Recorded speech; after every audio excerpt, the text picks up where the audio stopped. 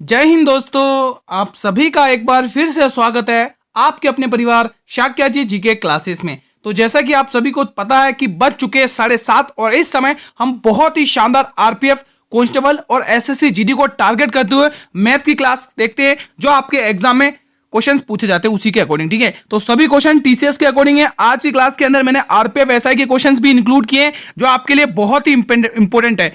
आज का जो कंटेंट है, आज का जो लेवल है, उसमें आप लोग प्रैक्टिस करोगे तो आपको भी मजा आएगा, ये गारंटी है दोस्तों। आप खुद कहोगे आज कंटेंट बहुत ही शानदार था। अल्टीमेट क्वेश्चंस रखे हुए आज की क्लास में। ठीक है, तो बिना समय कमाए क्लास को स्टार्ट करते हैं। पहला ही क्वेश्चन आपके स्क्रीन पर है, अंत तक वॉच करना है दोस्तों। ठीक है, ये सभी क्वेश्चन एक्सपेक्टेड क्वेश्चन है दोस्तों। ठीक है, सारे के सारे एक्सपेक्टेड क्वेश्चन है, एग्जाम में आने के बहुत चांसेस हैं और ऐसे क्वेश्चन आएंगे, ये गारंटी है। जो पहला क्वेश्चन दिख रहा है ना, इस टाइप से क्वेश्चन आपके आएंगे। ठीक है, बाहर वाले क्वेश्चन आएंगे। आरपीएफ एसआई में पूछा ये क्वेश्चन, बताइए इसका आंसर क्या होगा। ये क्वेश्चन की दोस्तों इतनी प्रैक्टिस अब करवा चुका हूं, अब तो आपको आ जाना चाहिए। तो पहले गुरुजी ने बताया था कि 23 ऐसा का ऐसे ही लिखना है। ठीक है, और जितने डिजिट के ऊपर बार है उतने ही हमको 9 लगाने नीचे। ठीक है, लगा दिया हमने। प्लस वापिस 54 ऐसा कैसे लिखना है, और जितने नंबर के ऊपर बार है उतने ही अपन को 9 लगाना है। 2 नंबर के ऊपर बार है तो 2 9 लगाना है। ठीक है, अब यहाँ पर तो 1 नंबर के ऊपर ही बार है तो 1 9 लगा लो, कोई दिक्कत नहीं। ठीक है, अब इनका एलसीएम ले लो भाई। एलसीएम तो 99 ही आएगा, है ना। एलसीएम तो 99 ही आएगा। अब लिख लो भाई, प्लस कर लो। ये तो देखो एलसीएम वाला गेम तो आप सभी को आता ही होगा, है ना। अब इनको खाली प्लस करना है, अब इनको खाली प्लस करना है। ठीक है, अब ये मत बोलना कि 33 कहां से आया। ये 9 की टेबल में 99 11 बार जाता है, 11 को 3 से गुणा किया। ठीक है, अब आप इनको प्लस कर लो। देखो 5 और 4 3 7, 7 और 3 10, 10 का 0 कैरी 1। ठीक है, 5 3 8, 8 और 2 10 और 1 11, 110/99। चलो भाई, अब इसको आप काट लो। अब इसको काट लो, एक ही टेबल से 11 की टेबल से काट लो। 11 दाएं 110 और 11 नम 99। तो हमारा जो फाइनल आउटपुट निकला है वो 10/9 निकला है। क्या आंसर है? Option number B. I think आप सभी ने ये क्वेश्चन कर लिया होगा इजीली। ऐसे क्वेश्चन आपके एग्जाम में फिक्स हैं, ये आप कहीं बात लिख लो, ये फिक्स है ऐसे क्वेश्चन, तो इनकी प्रैक्टिस कर लेना आप लोग। अगला क्वेश्चन, अंत तक बने रहिएगा दोस्तों, आज आपको बहुत कुछ नया सीखने को मिलेगा। आज बहुत ही अल्टीमेट कंटेंट रखा आप लोगों के लिए। वह सबसे छोटी प्राकृत संख्या ज्ञात करें जो 9, 6, 72 और 76 दोनों से विभाजित है। आरपीएफ एसआई का क्वेश्चन है। आज मैंने आरपीएफ एसआई के क्वेश्चंस भी रखे दोस्तों, है ना। तो आप लोग अंत तक वॉच करिएगा। जो भी मेरे भाई एसएससी जीडी की तैयारी करे वो भी प्रैक्टिस कर सकते हैं दोस्तों, है ना।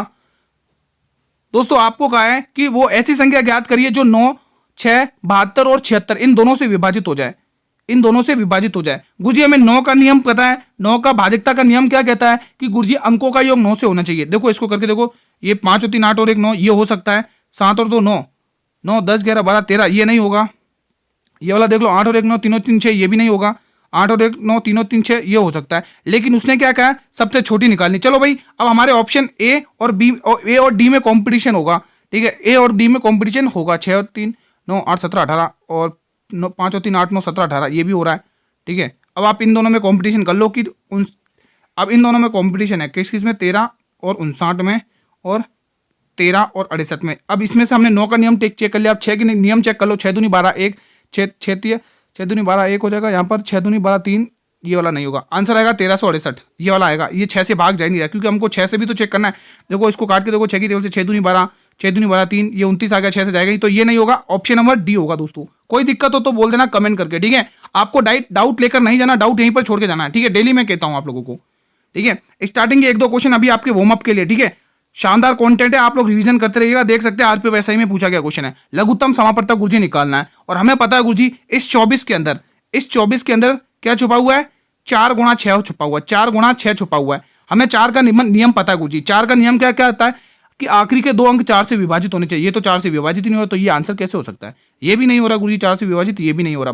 बस मैंने कुछ एक ही ऑप्शन उठाया दोस्तों, बस ये एक ही करने से आपको ये पूरा समझ में आ गया होगा। चलिए, अब आया बहुत ही अल्टीमेट क्वेश्चन भाई साहब, बहुत ही अल्टीमेट क्वेश्चन है। बताइए, एक अल्टीमेट क्वेश्चन से आपका स्वागत किया है, बताइए इसका आंसर क्या होगा। गुरुजी बहुत ही शानदार क्वेश्चन लाए आप तो। बिल्कुल दोस्तों, आप लोगों के लिए कंटेंट बहुत ही इंपॉर्टेंट है आज का। ठीक है, तो आज की क्लास बिल्कुल भी मिस नहीं करना है। जितना हो सके क्लास को शेयर करना है। साथियों, सेशन पसंद आए तो सेशन को लाइक जरूर कर लेना दोस्तों। बहुत ही मेहनत लगती है कंटेंट बनाने के लिए आप लोगों के लिए, है ना। किसी वस्तु को 2500 रुपए बेचने पर इस वस्तु को 1234 में बेचने पर प्राप्त हानि से 11% अधिक लाभ प्राप्त होता है। बहुत ही अल्टीमेट क्वेश्चन है, क्रयमूल्य ज्ञात करो। अल्टीमेट क्वेश्चन है। अच्छे क्वेश्चन इसको छोड़ के आ जाते हैं, अच्छे स्टूडेंट इस क्वेश्चन को छोड़ के आ जाते हैं, लेकिन आप नहीं छोड़ेंगे। बहुत ही शानदार कंसेप्ट बताऊंगा, मजा आ जाएगा।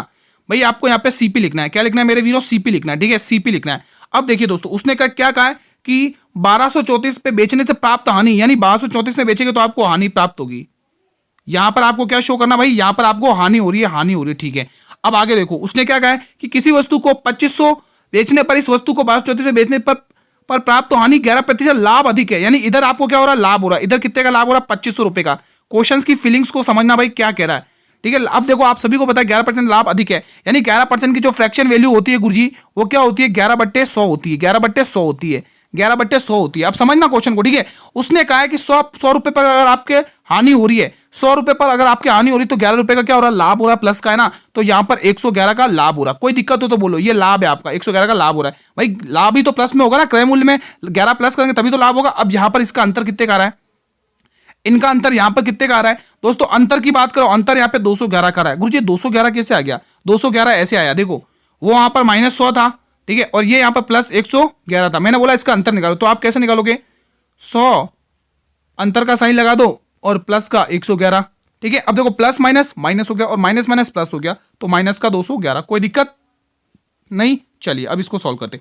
अब हम यहां पर अंतर देखें, यहां पर कितने का अंतर आ रहा है, अगर आप देखेंगे तो 1200 तो 1266 का अंतर आ रहा है, समथिंग 1266 का अंतर आ रहा है, ठीक है। यहां पर अंतर कितने का रहा है, 1266, तो ये इसी की वैल्यू दे रखी है, 1266 की वैल्यू दे रखी है। अल्टीमेट क्वेश्चन है भाई, इसको ये कितने गुना, 6 गुना है। अगर आप 100 में 6 से करोगे तो 600 होगा, ठीक है।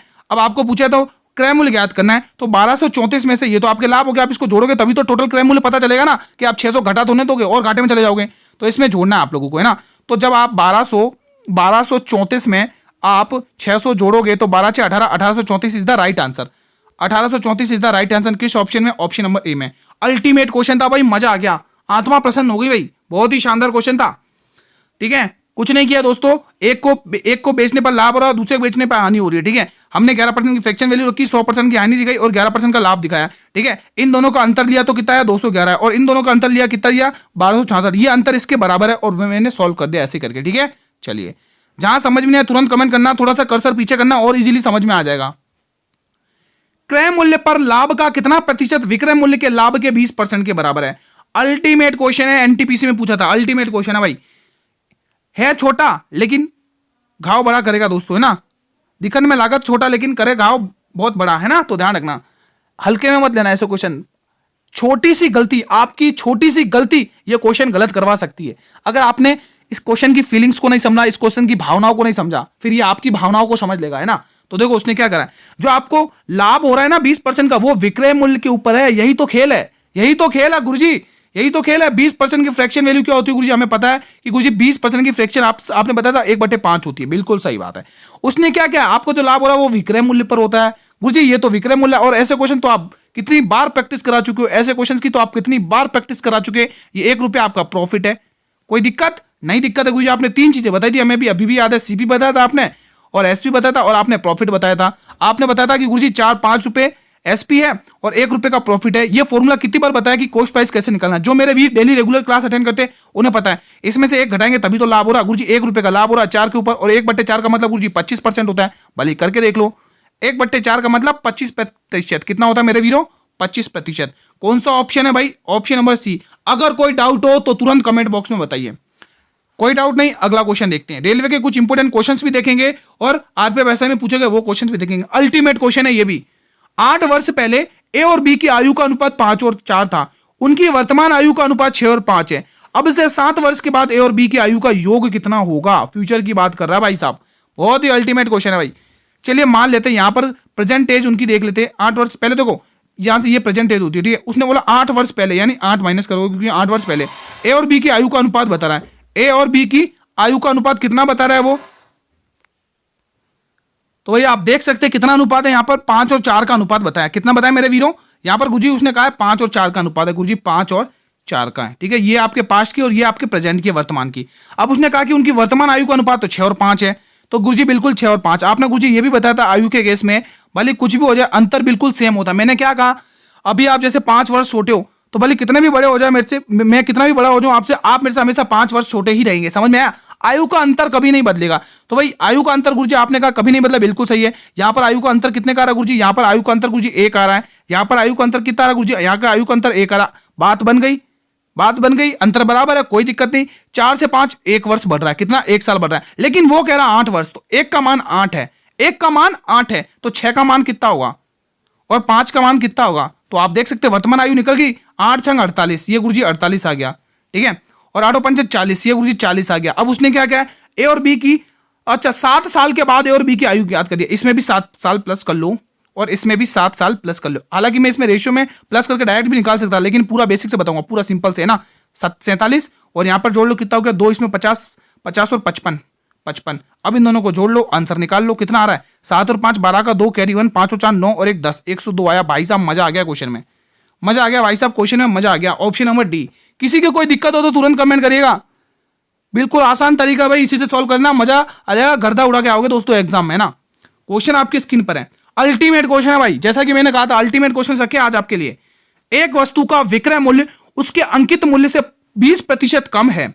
वस्तु का अंकित मूल्य, दोस्तों अंकित मूल्य, ये अंकित मूल्य, वस्तु का अंकित मूल्य उसके क्रय मूल्य से 30% अधिक है। तो लाभ प्रतिशत की गणना करना, लाभ प्रतिशत बता दो आप, तो मुझे मजा आ जाएगा।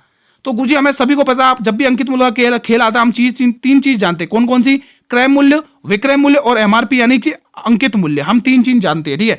उसने कहा है गुरुजी वस्तु का अंकित मूल्य उसके क्रय मूल्य से 30% अधिक है। किससे, क्रय मूल्य से जिसके साथ से लगा है वो चीज ध्यान रखना, यानी क्रय मूल्य तो गुरुजी 100% होता है, बिल्कुल सही बात है। अब उसने कहा कि इस पे अंकित मूल्य 30% अधिक है, 100% का 30% निकालोगे तो 30 आएगा, 100 में 30 जोड़ोगे तो गुरुजी 130 रुपए का अंकित मूल्य आ गया।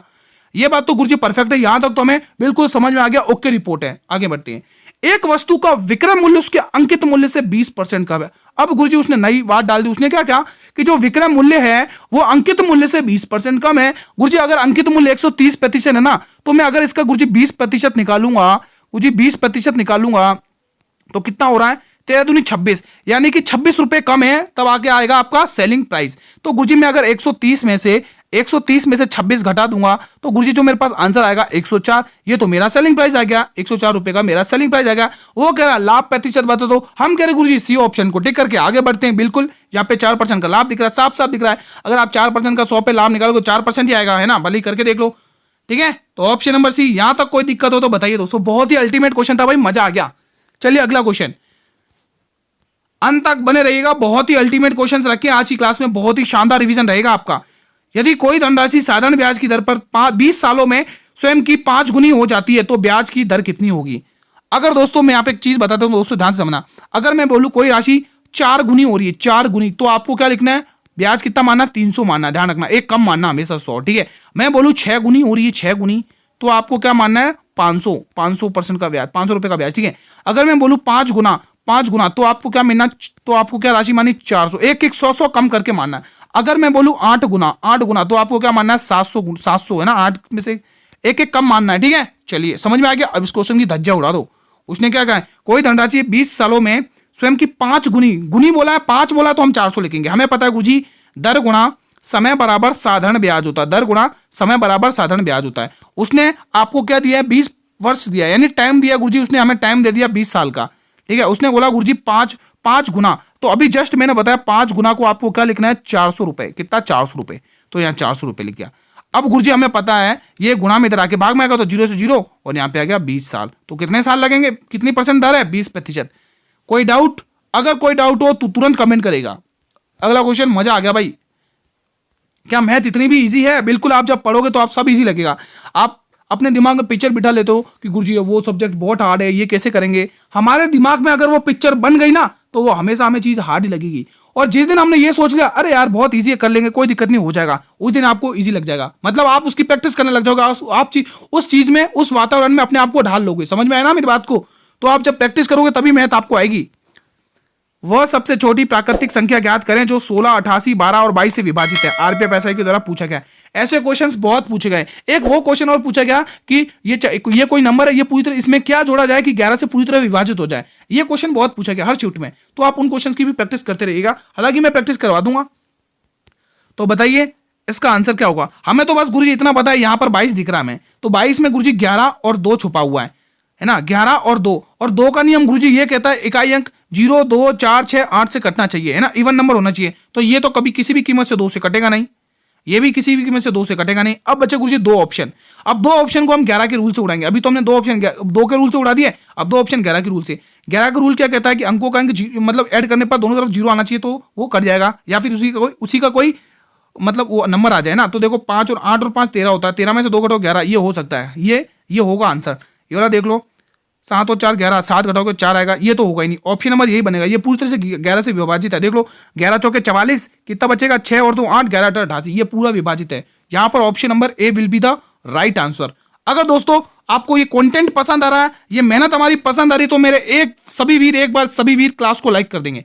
भाई बहुत ही शानदार कंटेंट चल रहा है, एक बार लाइक कर लेंगे आप लोग। आरपीएफ एसआई का क्वेश्चन आपकी स्क्रीन पर है। 2 संख्याओं का एलसीएम और एचसीएफ 196 और 7 है। यदि उनमें से एक संख्या 49 है तो दूसरी संख्या ज्ञात करो। ये बात कहीं पर लिख लो कि गुरुजी ने बोला था ऐसा क्वेश्चन 100% आएगा। ऐसे क्वेश्चन आएंगे, गारंटी के साथ कह रहा हूं। आरपीएफ एसआई का पेपर उठाइए, हर शिफ्ट में डाटा बदल बदल के ये क्वेश्चन पूछा गया। ठीक है, हमें तो बस गुरुजी इतना पता है, आपने बताया था गुरुजी कि ए गुणा मतलब 2 संख्याओं का गुणनफल गुरुजी उनके लैसे और मैसे के गुणनफल के बराबर होता है। जो डेली क्लास देखते हैं उन्हें पता है, इस टाइप का डेली क्वेश्चन करवाता हूं ताकि आपके माइंड में से ये क्वेश्चन निकले ना, एक बार में दिखते ही क्वेश्चन की धज्जिया उड़ा के आओ आप एग्जाम में ना। तो गुरुजी हमें क्या दिया, एलसीएम और एचसीएफ दिया है, क्या दिया 196 और 7 दिया है। और गुरुजी उसने कहा एक संख्या तुम ले लो 49। अब वो कह रहा मेरे भाई मेरी बी की मान निकाल दो, मेरा मान निकाल दो और आगे बढ़ जाओ, क्वेश्चन को सॉल्व करते हैं। ठीक है, समझ में आया। तो ये खुद कह रहा है कि मुझे 7 से सॉल्व करो, ये बिल्कुल 7 बार, और ये कह रहा है इससे काटो 7 दूनी 14, 5 बजेगा 7 8 56 28 को ठोक कर आओ, आगे बढ़ो। ऑप्शन नंबर ए को। कोई दिक्कत हो तो तुरंत कमेंट करेंगे। ठीक है, कोई दिक्कत हो तो तुरंत कमेंट करेंगे, समझ में ना आए थोड़ा सा कर्सर पीछे करिएगा। देखो इसमें समझाने का कोई दिक्कत ही नहीं, क्योंकि ये क्वेश्चन मैं डेली करवाता हूं। इसमें खाली क्वेश्चन फॉर्मूला बेस्ड है, ये अच्छे से दिमाग में बिठा होना चाहिए, है ना। कंसेप्ट याद होना चाहिए कि गुरुजी ने कहा था 2 संख्याओं का गुणनफल उनके लैसे और मैसे के गुणनफल के बराबर होता है ना। The product of 2 number multiplication is equal to their LCM and HCF. ठीक है, हाँ, इस क्वेश्चन को कराने से एक चीज बताना चाहूंगा। इस क्वेश्चन को कराने, जैसे मैंने कहा कि आप कोई भी काम 5/6 भाग को मैंने कहा कि आप 25 दिन में कर सकते हो, तो मैंने कहा तो आप एक दिन में कितना काम कर सकते हो। ए कोई काम 5/6 भाग 25 दिन में, तो आप क्या करोगे, गुरुजी ये तो इसका 5 गुना है, तो क्यों ना मैं भी इसको 5 गुना कर दूं, तो ये ए इस काम को 30 दिन में कर पाएगा। कोई दिक्कत हो तो बोलो, एक और करवा देते, कोई दिक्कत नहीं। मैंने कहा कि बी किसी काम का 7/5 भाग 49 डेज में कर सकता है, तो मैंने कहा कि ये बी अकेला किसी काम इसको कितने दिन में करेगा, व्यवस्थित करके बताओ कैसे। गुरुजी ये तो इसका 7 गुना, तो गुरुजी मैं इसको भी 7 गुना कर दूंगा। मजा आ गया, आगे बढ़ जाएंगे, क्वेश्चन पे आएंगे, फोड़ देंगे इस क्वेश्चन को। चलो अब इस क्वेश्चन की धज्जियां उड़ाएंगे। उसने कहा एक काम को 2/5 भाग किसी काम को कितने दिन में करता है गुरुजी, उसने कहा गुरुजी 6 दिन में करेंगे। ठीक है, और बी उसी तरह से उसी काम का 1/3 भाग गुरुजी उसने कहा 10 दिन में करेंगे। तो गुरुजी ने बताया था, गुरुजी ने कहा था ये कितने गुना हो रहा है गुरुजी, ये तो 3 गुना हो रहा है, तो गुरुजी मैं इसको भी 3 गुना कर दूंगा। तो ए कोई काम को 15 दिन में, यहां पर कोई दिक्कत हो तो बोल दो, कोई नहीं दिक्कत, आगे बढ़ते हैं। अब गुरुजी ये इसका 10 गुना हो रहा, तो ये इस काम को कितने दिन में करेगा, 30 दिन में करेगा। तो गुरुजी बी किसी काम को 30 दिन में कर रहा।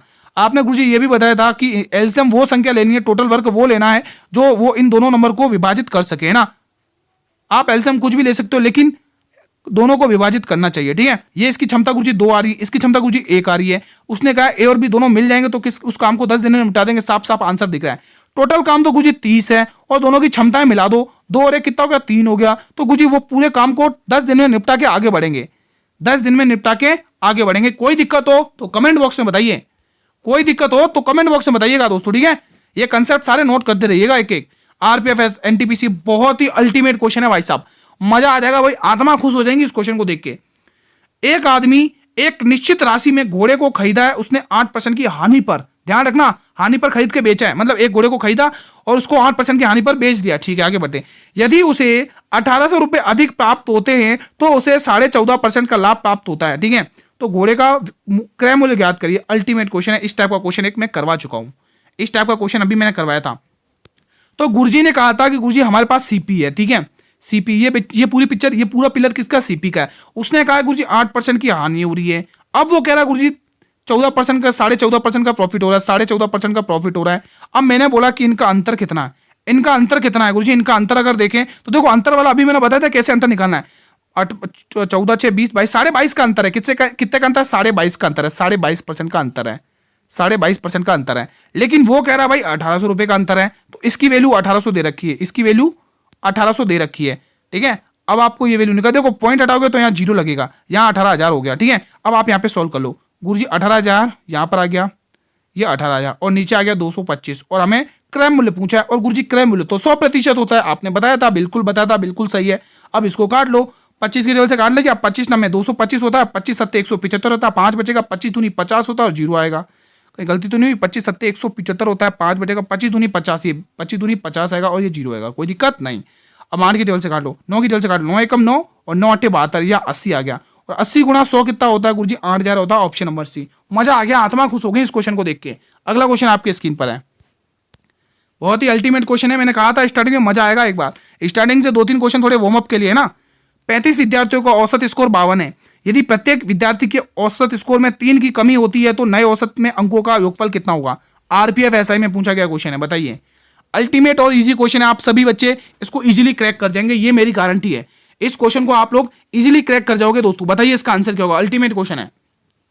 क्वेश्चन की भावनाओं को समझो, क्वेश्चन क्या कह रहा है वो पढ़ो। क्वेश्चन यूं कह रहा है, अगर आप मुझे सही से पढ़ लोगे ना तो मैं इजीली सॉल्व हो जाऊंगा। अगर आपने थोड़ी सी भी गलती करी ना मेरे साथ तो मैं गलत ही होऊंगा, आपसे ध्यान रख लेना। क्वेश्चन ये कह रहा है तो वो उसकी लैंग्वेज को समझो। वो कह रहा है गुरुजी 35 जो विद्यार्थी हैं उनका सभी का औसत स्कोर 52 है। आपने कहा बिल्कुल, हमने पढ़ लिया और हमने मान लिया 52 है, ठीक है। प्रत्येक विद्यार्थी यानी हर एक विद्यार्थी के औसत में अगर में 3 की कमी हो जाती है, मतलब औसत तो भाई 52 था, अगर आप इस औसत में से देखो, आप किसी देखो आपको औसत दिया, मैंने हमेशा बताया अगर किसी भी संख्या कोई भी कमी हो रही है तो वो औसत पर भी असर पड़ेगा। अगर आप इसमें 3 की वृद्धि करो तो औसत में 3 प्लस करना पड़ेगा, अगर आप कमी करोगे तो औसत में 3 कमी करनी पड़ेगा, अगर औसत में गुणा करोगे तो संख्याओं में भी गुणा होगा, है ना। तो मतलब संख्याओं के साथ जो भी करोगे वो चीज औसत के साथ घटित होगी, ठीक है। 100 की एक बात। आगे 3 की वृद्धि, उसने बोला 3 की कमी करना है तो औसत में 3 की कमी करो। कितना आ रहा? 3 की कमी करने पर गुरुजी 49 आ रहा है, ठीक है। आगे वो पिक्चर क्या कह रहा है? वो लाइन ये कह रहा है कि तो जो नए औसत यानी जो नया औसत 49 निकला है, 49 के अंकों का योगफल, इनके अंकों का योगफल कितना होगा गुरुजी? 13 होगा, ऑप्शन नंबर सी। आगे बढ़िए, कोई दिक्कत हो तो बोल दीजिए। कोई दिक्कत है? नहीं दिक्कत है? देखो आप आरपीएफ ऐसा कि क्वेश्चन ऐसे चुटकियों में उड़ा रहे हो फूक मार के, तो फिर 10th का लेवल तो ईजी है भाई, है ना। आप देख सकते जब आप आरपीएफ एसआई के क्वेश्चन सॉल्व कर सकते हो तो 10th का लेवल आप नहीं निकाल सकते मैथ का? बताइए। इजीली क्रैक कर जाओगे मेरे वीरो, इजीली क्रैक कर जाओगे, ये गारंटी है भाई। बस डेली ये देखो, मैंने आप लोगों के लिए मैथ की प्लेलिस्ट अपलोड कर दी है, ठीक है। मैथ की प्लेलिस्ट बना दी है, आप लोग जाकर देख सकते हैं। आरपीएफ कांस्टेबल और एसएससी जीडी की मैथ की प्लेलिस्ट बन चुकी है। आप लोग वो प्रैक्टिस दबाकर करते रहिए, एग्जाम में अच्छा स्कोर करके आओगे दोस्तों, गारंटी के साथ कह रहा हूं, है ना। क्योंकि जो क्वेश्चन और जो कंटेंट तैयार करवा रहा हूं मैं डेली बेसिस पर, वो बिल्कुल आपके एग्जाम ओरिएंटेड है। यदि बिक्री मूल्य 3 गुना हो जाए तो लाभ 5 गुना हो जाता है। लाभ प्रतिशत ज्ञात करो। अब तो भाई ये क्वेश्चन कैसे करें गुरुजी? ये तो इस क्वेश्चन ने तो हमें घुमा दिया। अरे बेफिक्र रहियो, नहीं घूमेगा, हमें तो क्या गम है। देखिए अब कैसे करेंगे इस क्वेश्चन को, ध्यान से समझना। जहां समझ में आया तुरंत कमेंट करो कि गुरुजी हमें यहां नहीं समझ में आया, आप समझाइए, हम वापिस समझेंगे। भाई टीचर का काम ही है स्टूडेंट को समझाना, है ना। तो देखो उसने कहा है यदि बिक्री मूल्य 3 गुना हो जाए तो लाभ 5 गुना हो जाता है। मान लो बिक्री सेलिंग, उसने बोला बिक्री मूल्य यानी सेलिंग प्राइस अगर 3 गुना हो जाता है तो जो प्रॉफिट है वो भी आपका 5 गुना हो जाएगा। अगर सेलिंग प्राइस गुरुजी 1 है, ठीक है, सेलिंग प्राइस 1 है, अगर हम इसको 3 गुना कर लें, ये 3SP कर लें, 3SP कर लें, ठीक है, ये 35 समझ लेंगे। बहुत सारे स्टूडेंट अभी से 35 समझ लेंगे। अब मैं इसको कैसे लिखूं कि आप लोग 35 ना समझो, क्योंकि कुछ स्टूडेंट जो पीडीएफ के माध्यम से देखेंगे वो सोचेंगे ये 5 कहां से आया, है ना। भाई देखो ये एस ऐसे बनाता हूं, थोड़ा एस ऐसे, ये सेलिंग प्राइस 1 है, सेलिंग प्राइस 1। अगर आप इसको 3 गुना कर लेते, 3SP कर ले तो 3SP कर ले तो SP लिख दे रहा हूं, SP, ताकि आप कंफ्यूज नहीं होगे, ठीक है, आप कंफ्यूज नहीं होगे, ठीक है। ये SP है, ठीक है, ये SP 3 गुना हो गया। पहले SP का 3 गुना। देखो आप यहाँ का अंतर कितने का है, आप ये देखो पहले यहाँ पर गुरुजी अंतर कितने का आ रहा है गुरुजी? यहाँ पर 3SP का, सॉरी 2SP का अंतर आ रहा है, मतलब 2 सेलिंग प्राइस का अंतर आ रहा है। समझना क्वेश्चन की लैंग्वेज को, बस ये पिक्चर क्लियर है गुरुजी। अब आगे बढ़ते। अब उसने ये तो अपन ने कल ये पिक्चर अपन ने सेट कर दी। अब वो कह रहा है कि लाभ 5 गुना हो जाता है, लाभ 5 गुना हो जाता है, यानी कि प्रॉफिट परसेंट 5 गुना हो जाता है। गुरुजी अगर प्रॉफिट परसेंट 1 है तो ये कितना गुना हो रहा है गुरुजी? 5 गुना हो रहा है। कितना? 5 गुना, यानी 5 प्रॉफिट हो रहा है, 5P हो रहा है। अब यहां का अंतर गुरुजी कितने का रहा है गुरुजी? यहां का अंतर देखे तो 4P का अंतर आ रहा है। तो मैंने कहा कि आप इसका प्रॉफिट, अच्छा ये तो सेलिंग प्राइस है ना, ये 2SP है ना, क्या आप इस पे प्रॉफिट और सेलिंग प्राइस नहीं निकाल सकते? बिल्कुल गुरुजी, आपने सिखाया था, इसकी टोपी उसके सर पर, ठीक है। तो आप सभी को पता है गुरुजी, अगर यहाँ पे सेलिंग प्राइस है और गुरुजी यहाँ पर प्रॉफिट है तो उसने सेलिंग प्राइस कितना दे रखा है गुरुजी? यहाँ पर सॉल्व कर लो, 2 एकम 2 और 2 दूनी 4। तो अब आपके सामने सेलिंग प्राइस कितनी है? 2 रुपए सेलिंग प्राइस है। कितनी है? 2 रुपए सेलिंग प्राइस है, 1 रुपए का प्रॉफिट है। क्या आप CP नहीं निकाल सकते हैं? गुरुजी आपने तो सिखाया है, CP कैसे निकलता है? गुरुजी आपने सिखाया था, कितनी बार रोज बताते हो कि प्रॉफिट में से अगर गुरुजी हम सेलिंग प्राइस माइनस कर देंगे, सेलिंग प्राइस में से अगर प्रॉफिट परसेंटेज माइनस कर देंगे तो हमारा 80 पे आ जाएगा। आप सभी को पता है, यहाँ पर निकाल दो, अंतर यहाँ पे बता दो, कैसे बताओगे मुझे। यहाँ पे 1 रुपये सेलिंग प्राइस, अब 1 रुपये का प्रॉफिट किसके ऊपर, 1 रुपये के ऊपर, तो 100% निकाल दो, 100% का प्रॉफिट हो जाएगा। भाई मजा आ गया, अल्टीमेट क्वेश्चन था भाई, मजा आ गया इस क्वेश्चन को सॉल्व करने में, आत्मा प्रसन्न हो गई। अगला क्वेश्चन बहुत ही शानदार कंटेंट है भाई, रिवीजन के लिए तैयारी करते रहे आप लोग, बहुत ही अल्टीमेट। एक बार फिर से क्वेश्चन, यदि एक वस्तु का विक्रय मूल्य 2592 रुपए है और लाभ प्रतिशत 8 है तो उसका क्रय मूल्य ज्ञात करना है। दोस्तों अगर आपने एक चीज नोटिस करी होगी तो आज की क्लास में मैंने परसेंटेज के क्वेश्चन अच्छे खासे रखे लेवल के, क्योंकि अगर आपने देखा होगा कि आपका जो अभी एसआई का पेपर हुआ था उसमें परसेंटेज से क्या प्रॉफिट और लॉस के क्वेश्चन अच्छे खासे पूछे गए है ना, तो मैंने आज की क्लास में प्रॉफिट लॉस के क्वेश्चन अच्छे खासे मात्रा में रखे है ना, क्योंकि दोस्तों देखो इजी क्वेश्चन करवा दूंगा तो वो तो सभी कर लेंगे भाई, हमें तो वो क्वेश्चन करना, उस भीड़ में से निकलना है जो सब छोड़ के आते हैं ना, तभी तो हम फोड़ के आएंगे, सब छोड़ के आएंगे हम फोड़ के आएंगे है ना। बाजी वही मारेगा जो सब छोड़ के आएंगे, वो आप फोड़ कर आओगे, बाजी वही मारेगा है ना। इजी तो सब कर लेंगे, ध्यान रखना दोस्तों है ना। तो आपको उसी के अकॉर्डिंग आपको तैयारी करवाना हो भाई, हम जंगल में निकलेंगे, सभी हथियार लेके चलेंगे, कहीं से भी कैसा भी अटैक हो जाए हम, ताकि इजीली उसे क्रैक कर जाए।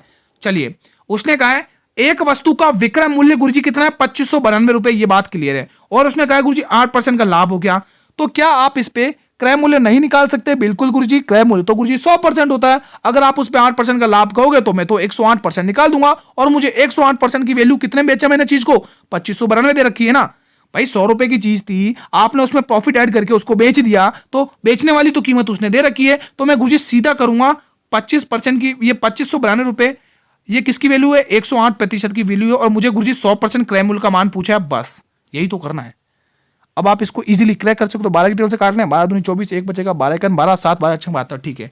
12 की टेबल से फोड़ लेते, इसको काट लो 12 की टेबल से, 12 12 नाम 108, ठीक है। 12 की टेबल से काटो, 12 दूनी 24, 1 बचेगा, 12 1 12 12 8 12 6 72, 12 6 72, गुरुजी 216 आया, कितना आया, 216 आया। 9 की टेबल से जा रहा है क्या, देख लो, 9 दूनी 18 3, हाँ 9 की टेबल से पूरा जा रहा है, 9 की टेबल से काट लो इसको, 9 1 9, 9 की टेबल से काटोगे, 9 दूनी 18, कितना बचेगा, 3 बचेगा, 9 चौके 36, 9 चौके 36, और जब आप 100 से गुणा करोगे तो गुरुजी हमारा आंसर निकल के आएगा 24,000।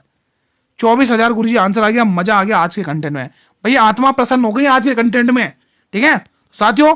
क्लास कैसी लगी कमेंट बॉक्स के माध्यम से जरूर बताइएगा। आज की क्लास को मेरे वीरों यहीं पर वाइंड अप करते। क्या आज आपको कुछ नया सीखने को मिला, कैसा रहा क्वेश्चंस, क्या आपका रिवीजन अच्छे से हुआ, एक बार इस कमेंट बॉक्स के माध्यम से बताएंगे। और आप सभी से भाई निवेदन है भाई, लाइक वगैरह कर लिया करो भाई, शेयर वगैरह कर लिया करो। आप अपने सभी भाई बहनों तो क्लास को शेयर करिएगा, जो भी मेरे वीर कॉम्पिटिटिव एग्जाम की तैयारी करें। ये मेरी मैथ की क्लास बहुत ही हेल्पफुल रहेगी आपके एग्जाम के लिए, ठीक है।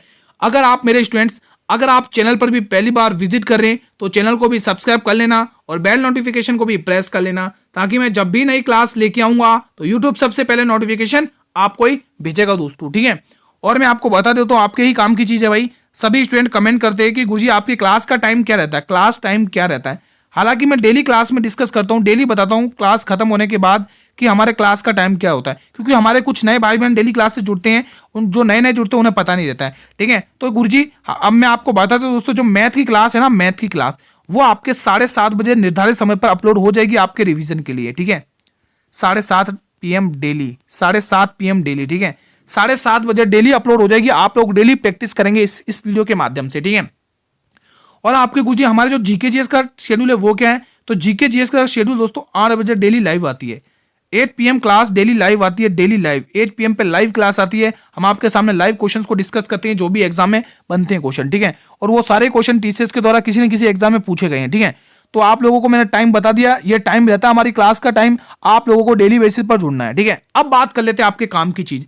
गुरुजी आपने क्वेश्चन तो करवा दिए, अब गुरुजी हमें इसकी पीडीएफ चाहिए, तो हम पीडीएफ कहां से लें गुरुजी, तो गुरुजी पीडीएफ हम लेंगे तो हमें पीडीएफ मिलेगी गुरुजी टेलीग्राम ग्रुप पर। कहां पर मिलेगी मेरे वीरों, टेलीग्राम ग्रुप पर।